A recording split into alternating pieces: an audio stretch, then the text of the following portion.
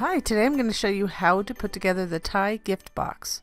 Now this is just a long box that's intended to hold a tie or a scarf or something small and a little bit longer like that. Not really heavy. So here I'm just folding the box portion, the bottom box portion, on the score lines.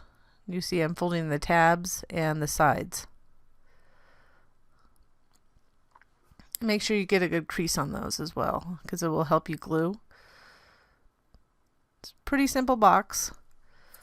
This was a customer request. So you're just going to go ahead and glue those side tabs, to the inside of the adjacent side, and just make sure that that tab fold aligns with the edge of the adjacent edge. You could glue them on the outside, but it really looks better on the inside. Otherwise you'll visually be able to see them, and the lid could get stuck on them when it's going down. So that's the reason why you want to put it on the inside. But you want to make sure it's good and sturdy then. And making sure you're using a little bit heavy weight paper. Had a delay there. I'm using 80-pound AC cardstock, which is probably heavy enough to hold a necktie. It felt sturdy enough.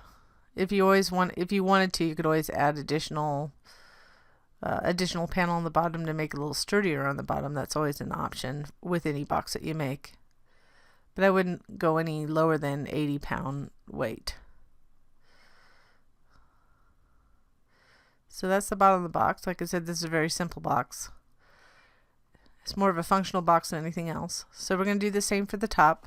And this particular file comes with one with a cutout like you see, where you can put a window in it. Or I did give you the solid lid as well in this file, because some people might just want to have a closed box for some other purpose, which is nice. You can use these boxes for multiple things. So it goes together just like the bottom portion. It's just a little larger, so it'll slide over the edges of the bottom box. But when you look in the file, the actual one with the solid top without the cutout will be in a separate folder. If you purchase the file, obviously.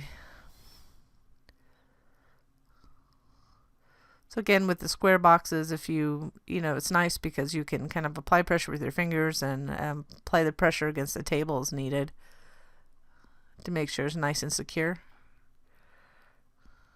Don't throw around your glue bottles like I do.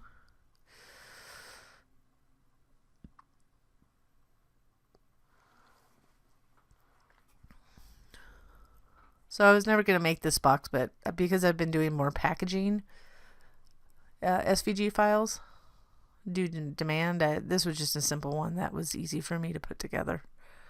Didn't take a whole lot of time to do it, and I'm sure one or two people need something like this. So that's done. All I have to do is put the inserts in. So first I'm going to put the clear insert. I use a transparency film. I don't have a link for you, but you can really look it up. It's just the ones you use for inkjets or printable transparencies. They're a little bit expensive, but I got a box of one a long time ago. I mean, it's expensive now, but the boxes last me forever. I liked it better because it was cheaper per, but you can get acetate too. I mean, you can buy that from the scrapbooking places. It just depends what you use it for, but I've had a box of transparency film for a long time. So you can say when you glue this on, you want to make sure that the glue is not too close to the edge, because you don't want it showing on the front at all. You don't want glue getting on the front, else you'll see it. So once that's set, go ahead and add that last piece. I just got that corner a little wet there, so we're just going to add glue around the inside edges here. Make sure you get some coverage so it doesn't pull up. Just again, be careful of getting too close to the edge of that window because the glue will show through.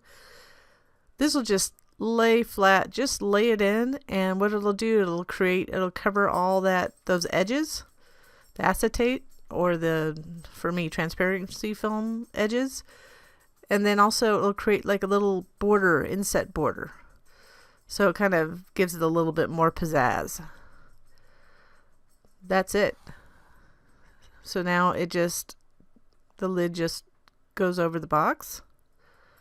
You can see me a little bit in there and the reflection. Then I made a little mock-up tie so you could see what it looks like with something in it.